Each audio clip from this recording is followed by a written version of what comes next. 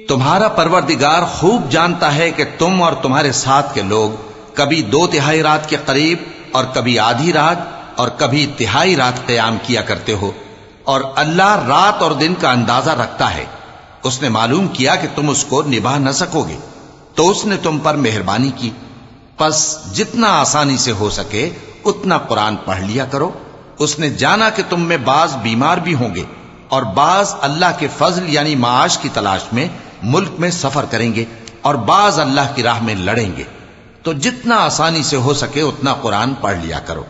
اور نماز قائم کرتے رہو اور زکوٰۃ ادا کرتے رہو اور اللہ کو نیک نیتی سے قرض دیتے رہو، اور جو عمل نیک تم اپنے لیے آگے بھیجو گے اس کو اللہ کے ہاں بہتر اور صلے میں بہت عظیم پاؤ گے،